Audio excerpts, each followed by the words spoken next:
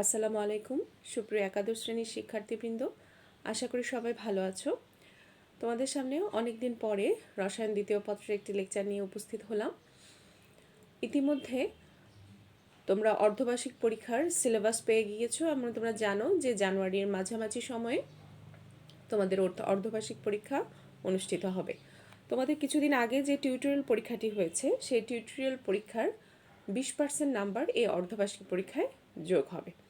অর্ধবার্ষিক পরীক্ষাতে প্রথম এবং দ্বিতীয় পত্র মিলিয়ে 100 নম্বরের পরীক্ষা হবে প্রতিটা বিষয়ের। এই হলো আমাদের সিলেবাস। আর প্রত্যেকটা সাবজেক্টের আশা করি তোমরা সিলেবাস পেয়ে গিয়েছো। আমাদের রসায়ন দ্বিতীয় পত্রের সিলেবাসটা যদি আরেকবার মনে করিয়ে দেই তাহলে পরিবেশগত রসায়নটা সম্পূর্ণ অংশটাই থাকবে, বা আমি যতটুকু পড়াতে পারবো সামনে আগামী কিছু দিনগুলোতে তোমরা রেগুলার ক্লাস পাবে ইনশাল্লাহ। এর মধ্যে যতটুকু অংশ শেষ করতে পারবো এটা অবশ্যই থাকবে পরীক্ষায়, এবং সেই সাথে জৈব রসায়নের কিছু বেসিক আলোচনা, সেটার সংজ্ঞা, কিছু পার্থক্য, একদম শুরুর দিকের অধ্যায় শুরুর দিকের কিছু আলোচনা আছে। সেই আলোচনাগুলো মোটামুটি আমাদের নবম দশম শ্রেণীতেই পড়া। এরকম কিছু পরিচিত অংশগুলো অবশ্যই ওখানে তোমাদের অর্ধবার্ষিক পরীক্ষা থাকবে, এবং সেই সাথে পরিবেশগত রসায়নটা সম্পূর্ণ থাকবে যতটুকু টিউটোরিয়ালে ছিল, এবং সামনের দিনগুলোতে আমরা যতটুকু আগাতে পারবো। তাহলে তোমরা সেভাবে মানসিক প্রিপারেশন নিতে থাকো এবং সেই সাথে পরীক্ষার জন্য খুব ভালোভাবে প্রিপারেশন নাও। তো টিউটোরিয়াল পরীক্ষা পর্যন্ত আমরা যেই অংশগুলো পড়েছিলাম সেটা হলো বায়ুর বিভিন্ন স্তর, গ্যাসের বৈশিষ্ট্য, গ্যাসের বিভিন্ন সূত্রগুলো পড়তে গিয়ে আমরা বয়েলের সূত্র পড়েছি, চার্লসের সূত্র পড়েছি, গ্যালুসাকের চাপীয় সূত্র পড়েছি, ডাল্টনের আংশিক চাপ সূত্র পড়েছি। সেখান থেকে সম্পর্কিত অনেকগুলো ধারণা, যেমন মোলের ধারণা, তারপর অ্যাভোগাড্রো ধারণা, অ্যাভোগাড্রো সংখ্যা সম্পর্কে জেনেছি, মোলার আয়তন, পরম শূন্য তাপমাত্রা, নতুন একটা জিনিস তোমরা শিখেছো। তারপর আমরা এই সম্পর্কিত অনেকগুলো গাণিতিক সমস্যার সমাধান করেছি, এবং তোমাদের পরীক্ষাতেও এই পর্যন্তই ছিল। আজকে থেকে আমাদের নতুন আলোচনা শুরু হচ্ছে গ্রাহামস ল অফ ডিফিউশন, অর্থাৎ গ্রাহামের ব্যাপন সূত্র। গ্রাহামের ব্যাপন সূত্রের প্রতিপাদনটা আমরা আজকে পড়ব, এবং এর পরবর্তী ক্লাসে আমরা চেষ্টা করব গ্রাহামের ব্যাপন সূত্র সম্পর্কিত কিছু গাণিতিক সমস্যার সমাধান করতে। যেহেতু সূত্রটার নামই গ্রাহামের ব্যাপন সূত্র, তাহলে বুঝতেই পারছো এই সূত্রটা কি সম্পর্কিত, ব্যাপন নিয়ে। তো ব্যাপন জিনিসটা আশা করি সবার কাছে কম বেশি পরিচিত, এবং তোমাদের টিউটোরিয়াল পরীক্ষাতেও ব্যাপন এবং নিঃসরণ নিয়ে প্রশ্ন ছিল যে ব্যাপন কি এবং নিঃসরণ কি। ব্যাপনের সংজ্ঞাটা যদি আমরা বলি, সেটা হলো উচ্চ ঘনত্বের স্থান থেকে নিম্ন ঘনত্বের স্থানে কোনো কঠিন তরল বা গ্যাসীয় বস্তুর অণুসমূহ বা কণাসমূহের স্বতঃস্ফূর্ত এবং সমানভাবে স্থানান্তর বা পরিবর্তিত হওয়ার যে প্রক্রিয়া তাকে বলা হচ্ছে ব্যাপন। যেমন তুমি কোনো বদ্ধ ঘরের কোনো স্থানে যদি সুগন্ধিযুক্ত কোনো বস্তু রেখে দাও, সেক্ষেত্রে দেখা যাবে সম্পূর্ণ ঘরে কিছুক্ষণ পরে সেই সুগন্ধটা চলে আসছে। কেন? এই কারণটা কেন হয়? আমি ঘরের এক কোণায় রেখেছিলাম কিন্তু সম্পূর্ণ ঘরে কেন এটা ছড়িয়ে গেল? এর মূল কারণ হচ্ছে গ্যাসীয় পদার্থ, অর্থাৎ আমাদের আশেপাশে যে বায়ু রয়েছে সেই বায়ুর অণুগুলো এলোমেলোভাবেও অবিরাম একই দিকে বিভিন্ন দিকে ছোটাছুটি করতে থাকে দ্রুত গতিতে। গ্যাসীয় পদার্থের এই অণুগুলোর মাঝখানে তোমরা যদি খেয়াল করে থাকো, কঠিন তরল এবং বায়বীয় পদার্থের যে বৈশিষ্ট্যগুলো আমরা পড়েছিলাম, গ্যাসীয় পদার্থের আন্তঃআণবিক ফাঁকা স্থান অনেক বেশি। গ্যাসীয় অণুগুলোর গতির কারণে একটা গ্যাসের অণুগুলোর ফাঁকা স্থানে অন্য গ্যাসের অণুগুলো প্রবেশ করে সেটা খুব সহজেই সমসত্ত্বভাবে ছড়িয়ে পড়তে পারে। কিভাবে ছড়িয়ে পড়তে পারে আমরা একটু খেয়াল করি। ধরো এখানে যদি আমরা একটা শিশির বোতল রেখে দিই, কোনো একটা সেন্টের শিশি রেখে দিই, এই হলো আমার বায়ু। বায়ুকে ধরো আমি একটা ছোট বক্সের মধ্যে আবদ্ধ করে এতটুকু বোঝানোর চেষ্টা করলাম যে বায়ুর এইখানে বিভিন্ন ধরনের কণা রয়েছে, বায়ুর অনেকগুলো অণু এখানে রয়েছে। স্বাভাবিকভাবে আমাদের আশেপাশে ধরো উপর দিকে নিচে সব দিকেই কিন্তু বায়ুর এই কণাগুলো দিয়ে আমরা সারাউন্ডেড রয়েছি। এখানে যদি একটি সেন্টের শিশি রাখা হয়, সেন্টের শিশি থেকে যেই গন্ধটা বা যেই সুবাসটা বেড়ে হচ্ছে সেটাও কিন্তু একটি বায়বীয় পদার্থ। বায়বীয় পদার্থের এই কণাগুলোর মাঝখানে আন্তঃআণবিক ফাঁকা স্থান অনেক বেশি। বায়ুর যে কণাগুলো রয়েছে তাদের মাঝখানে আন্তঃআণবিক ফাঁকা স্থান অনেক বেশি থাকার কারণে আমি যে সেন্টের শিশিটা খুব পাশে রাখছি তার থেকে যে সুগন্ধটা বের হচ্ছে সেই বায়ুটারও সেই বায়ুর যে অণুগুলো আছে সেগুলো এই ফাঁকা স্থানগুলোতে খুব সুন্দরভাবে সমসত্বভাবে ছড়িয়ে যেতে পারে।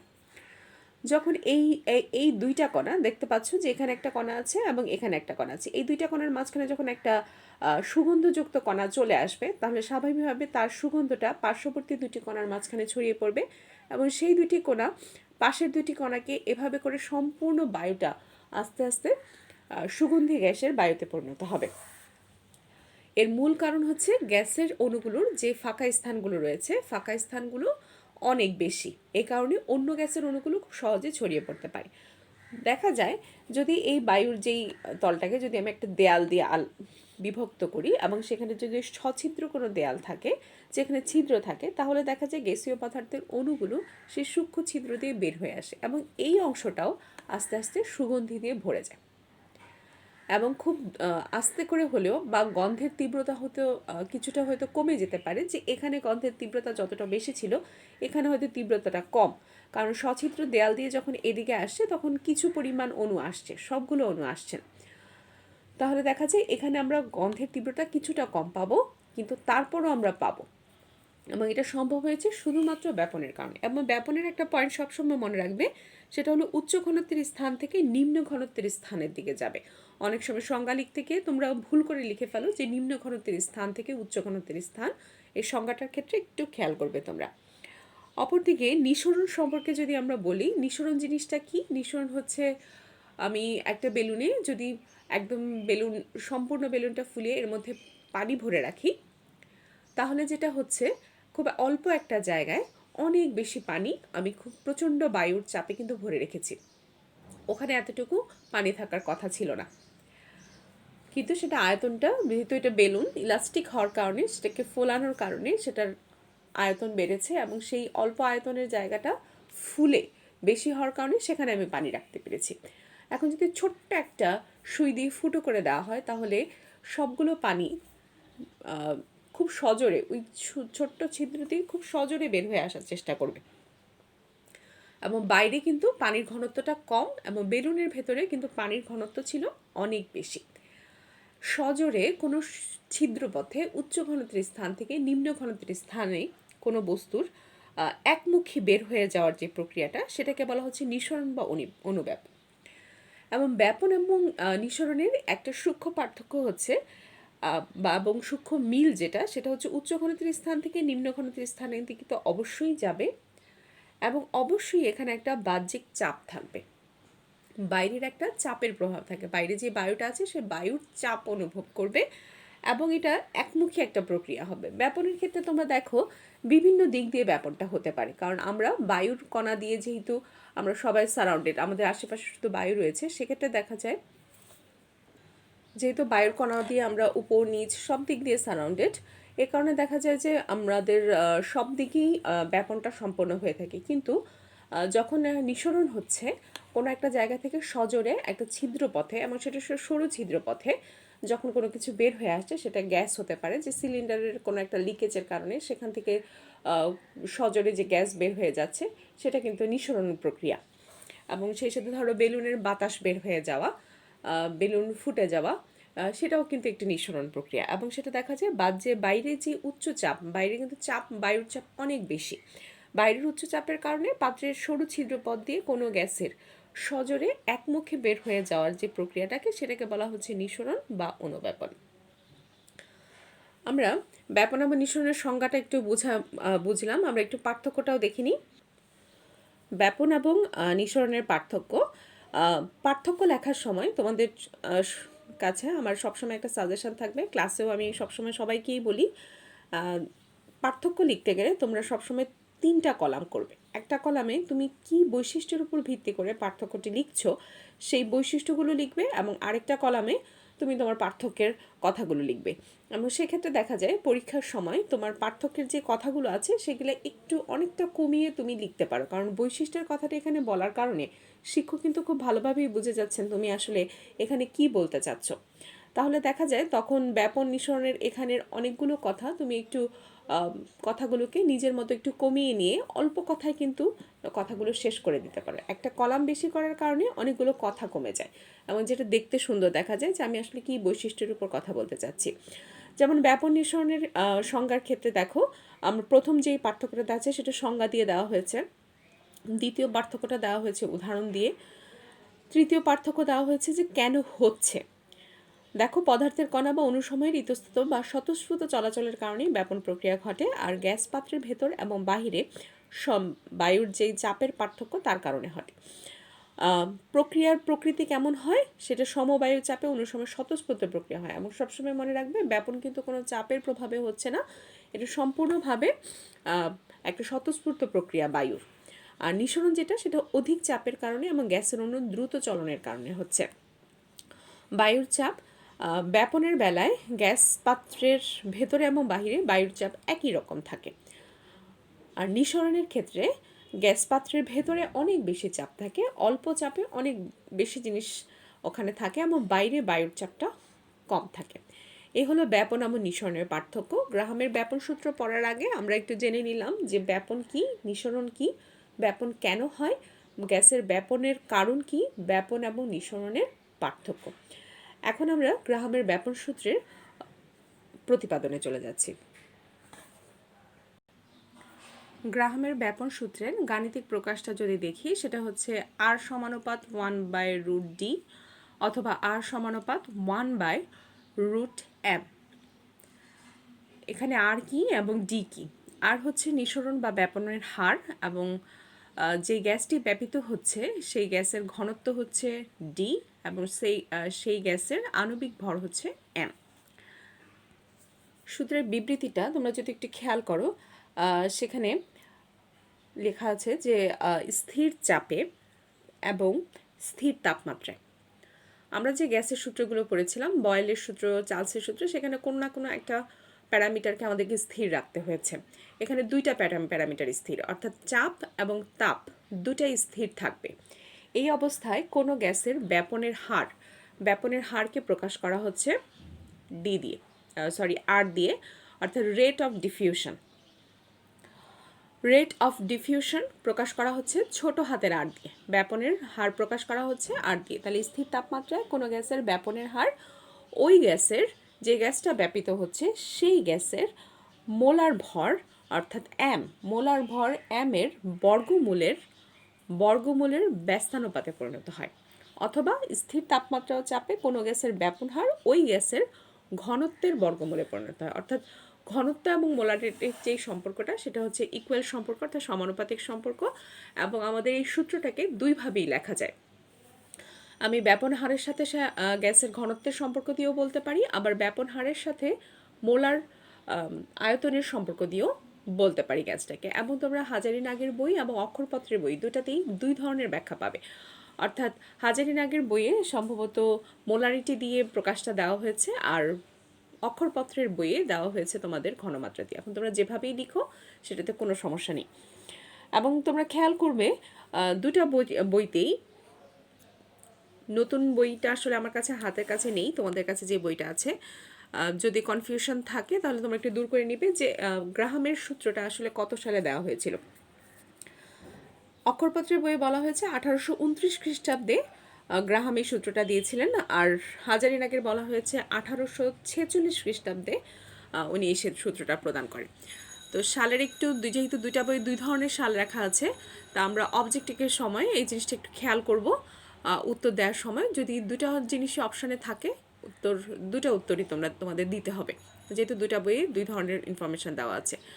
আর তোমরা একটু, তোমাদের কাছে অন্য কোনো রাইটারের যদি বই থাকে এবং বা নতুন বইগুলোতে যদি এটার কারেকশান চলে এসে থাকে, তোমরা অবশ্যই একটু কমেন্টে জানিয়ে দেবে কারেকশানটা। এবার আসো আমরা গ্রাহামের ব্যাপন সূত্রের যদি প্রতিপাদনে যেতে চাই, তাহলে দেখো আমরা সবগুলো সূত্রের ক্ষেত্রেই দেখেছি সমানুপাতিক চিহ্নটা ওঠানোর জন্য আমাকে অবশ্যই একটা সমানুপাতিক ধ্রুবক আনতে হবে। তা আমি দুইটা ক্ষেত্রেই যেহেতু ব্যাখ্যা করছি, অর্থাৎ অক্ষরপত্রের বই এবং হাজারীনাগের বই অনুযায়ী দুইটা সূত্রকে আমি প্যারালালি রেখেছি। এ কারণে তোমরা লিখতে যে কোনো একটি দিয়ে লিখবে প্রতিপাদনটা। তারপর এখানে হচ্ছে আমাদের যেহেতু সমানুপাতিক ধ্রুবক আনলাম, এখানেও একটা সমানুপাতিক ধ্রুবক আনলাম। ধ্রুবক আনার পরে আমরা হচ্ছে এখন এখানে দুইটা গ্যাসের কথা চিন্তা করছি, একটা হচ্ছে এ গ্যাস আর একটা হচ্ছে বি গ্যাস। এখন কিন্তু আমরা প্রতিপাদন অংশটা পড়ছি, এটা হচ্ছে আমার বিবৃতির সাথে গাণিতিক প্রকাশ। গ্রাহামের সূত্রটা লিখো যখন বলবে তখন অবশ্যই বিবৃতির সাথে গাণিতিক প্রকাশটাও দেওয়ার চেষ্টা করবে। ধরে নিই আমার কাছে দুটি গ্যাস আছে, একটা হচ্ছে এ গ্যাস, একটা হচ্ছে বি গ্যাস। তাহলে এ গ্যাসের ব্যাপন হার আর বি গ্যাসের ব্যাপন হার সূত্র অনুযায়ী কী হবে? তাহলে সূত্র অনুযায়ী আর এ সমান K into 1/√of D A R B is equal to K into 1/√of ডিবি। তাহলে 1 নম্বর এবং 2 নম্বর সমীকরণ, এই দুটা সমীকরণকে যদি আর এ ডিভাইডেড আর বি করি তাহলে আমরা কি পাচ্ছি? আর একে যদি আর বি দিয়ে ভাগ দেওয়া হয় তখন এই দিকের অংশগুলোকে উপরের দিকে উঠে কাটাকাটি হয়ে √of DB divided D A হয়, এবং এটা থেকে আমরা 1 নম্বর একটা সমীকরণ পেলাম। ঠিক একইভাবে আমি কিন্তু মোলারিটি নিয়েও কথা বলতে পারি, যে দুটা আর এ এবং আর বি দুটা গ্যাসের ব্যাপন হার যদি আর এ এবং আর বি হয় এবং তাদের মোলারিটি যদি এম এ এবং এম বি হয়, সেক্ষেত্রে আমি যখন সমীকরণটা লিখব, সমীকরণটা লেখার পর এটাকে যখন আমরা এ গ্যাসের ব্যাপন হারকে বি গ্যাসের ব্যাপন হার দিয়ে ভাগ করা হলে আমরা কিন্তু √of MB/MA পাবো। এটা হলো আমাদের 2 নম্বর সমীকরণ। আমরা 1 নম্বর এবং 2 নম্বর সমীকরণটা রাখলাম। এখন আরও কি কি ক্ষেত্রে আমরা ব্যাপনের সাথে আর কি কি জিনিসগুলোকে রিলেট করতে পারি? এটা মূলত সূত্রের প্রতিপাদন বলতে যে এই সূত্রের সাথে অর্থাৎ ব্যাপন হারের সাথে ঘনত্বের সম্পর্ক রয়েছে এবং মোলারিটির যে সম্পর্ক রয়েছে সেটা কিন্তু আমরা সূত্রের মাধ্যমেই দেখলাম। আরও কতগুলো প্যারামিটারের এই ব্যাপন হারের সাথে সম্পর্ক রয়েছে। তো দেখা যায় গাণিতিক সমস্যাগুলো সমাধান করতে গিয়ে বিভিন্ন ধরনের প্যারামিটার থেকেই প্রশ্ন আসে, বিভিন্নভাবে ঘুরিয়ে ফিরে আসে।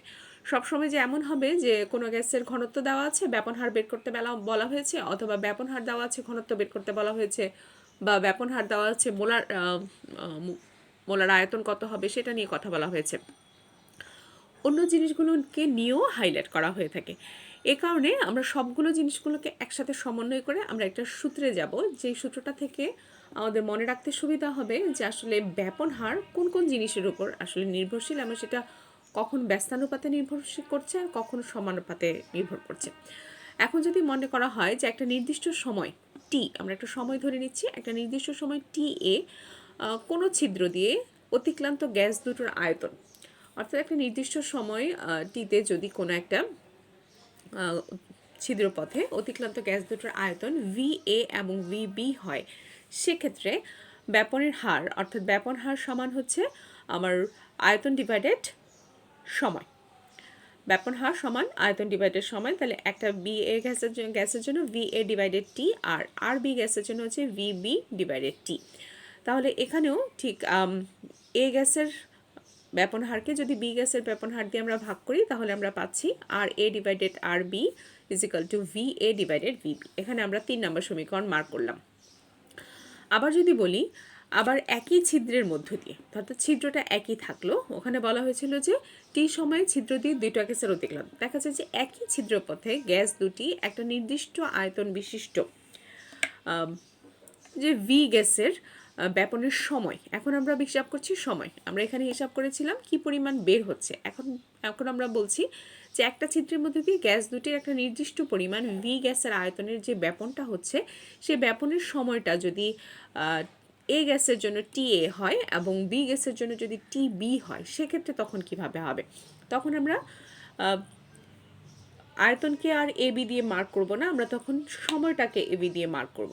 তাহলে RA এবং RBর ক্ষেত্রে আমরা দেখো V ডিভাইডেড TA আর V ডিভাইডেড TB, আর এখানে কিন্তু আমরা আয়তনকে মার্ক করেছিলাম, কারণ আয়তনের সাথে ব্যাপনের সম্পর্কটাকে রিলেট করার চেষ্টা করেছি। এখন আমরা চেষ্টা করছি সময়ের সাথে ব্যাপন হারের সম্পর্কটাকে রিলেট করার জন্য। এই কারণে আমরা আয়তনকে আর মার্ক করিনি। এ কারণে দেখা যাচ্ছে যখন ভাগ দেওয়া হবে তাহলে VV কাটা চলে যাবে। এখানে যেমন টিকে মার্ক করার না কারণে টি কিন্তু কাটাকাটি চলে গিয়েছিল।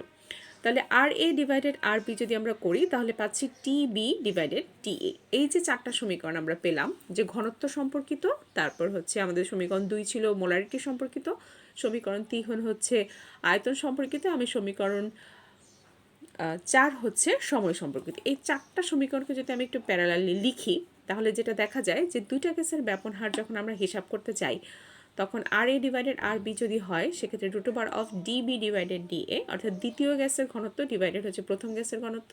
মোলারিটির ক্ষেত্রেও রুট ওভার অফ দ্বিতীয় গ্যাসের মোলার আয়তন ডিভাইডেড হচ্ছে প্রথম গ্যাসের মোলার আয়তন। আর অপরদিকে আমাদের যেই আয়তনটা আছে সে আয়তনের সাথে তার সম্পর্কটা কিন্তু মানে প্রথম গ্যাসের সাথে উপরের দিকে আমাদের প্রথম গ্যাস মানে VA ডিভাইডেড VB আমরা যা যা পেয়েছি আর কি সমীকরণগুলোকে ভাগ দিয়ে, এবং সময়ের ক্ষেত্রে TB ডিভাইডেড হচ্ছে TA।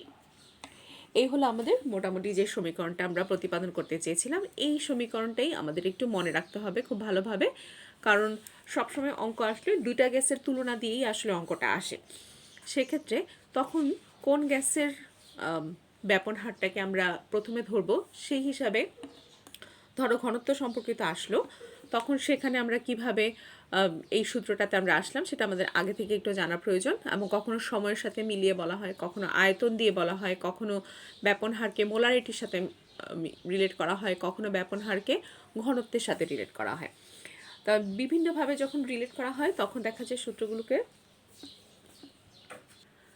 আমরা গ্রাহামের ব্যাপন সূত্রটা পড়লাম। এখন গ্রাহামের ব্যাপন সূত্র পড়তে গিয়ে দেখা গেল যে আমরা একটা কথা বললাম যে একটি নির্দিষ্ট সময় টিএ কোনো ছিদ্র দিয়ে অতিক্রান্ত গ্যাস দুটোর আয়তন। এখানে কিন্তু আমরা ব্যাপনের কথার পাশাপাশি নিঃসরণের কথা বলেছি। এ কারণে আমাদের মাথায় রাখতে হবে গ্রাহামের ব্যাপন সূত্রটা শুধুমাত্র ব্যাপনের জন্যই প্রযোজ্য নয়, সেই সাথে নিঃসরণের জন্য প্রযোজ্য। তাহলে গ্রাহামের ব্যাপন সূত্রে যে বিবৃতিটা রয়েছে সেটা ব্যাপন এবং নিঃসরণ দুটোর জন্য প্রযোজ্য হওয়ার কারণে আসলে আমরা সরু ছিদ্রপথে গ্যাসের অতিক্রান্ত দূরত্ব নিয়ে অতিক্রান্ত যে আয়তনটা রয়েছে এবং যে সময়টা রয়েছে দুইটার সাথেও কিন্তু আমরা গ্যাসের ব্যাপন হারকে রিলেট করেছি। অর্থাৎ আর দিয়ে আমরা একই সাথে গ্যাসের ব্যাপন হার এবং গ্যাসের নিঃসরণ হার দুটাকেই আমরা প্রকাশ করব। এ কারণে গাণিতিক সমস্যাগুলোতে তোমরা দেখবে কখনো প্রশ্নে ব্যাপন নিয়ে প্রশ্ন করা হবে, কখনো নিঃসরণ নিয়ে প্রশ্ন করা হবে, কিন্তু সূত্র আমরা গ্রাহামের এই ব্যাপন সূত্রটাই ব্যবহার করব। এবং এখানে যেই সম্পর্কগুলো দেওয়া হচ্ছে এই সম্পর্কগুলোর আলোকেই কিন্তু আমাদেরকে সূত্রটা প্রতিপাদন করে সেই অনুযায়ী অঙ্কটা করতে হবে। সেক্ষেত্রে কনফিউশন হওয়ার কোনো কারণ নেই যে এটা ব্যাপনের সূত্র হওয়ার কারণে নিঃসরণ দিয়ে যদি অঙ্ক আসে আমি এই সূত্রটা অ্যাপ্লাই করতে পারবো না, কারণ এই সূত্রটা ব্যাপন এবং নিঃসরণ উভয়ের ক্ষেত্রে প্রযোজ্য। তাহলে আজকের ক্লাসে এই পর্যন্ত থাকলো।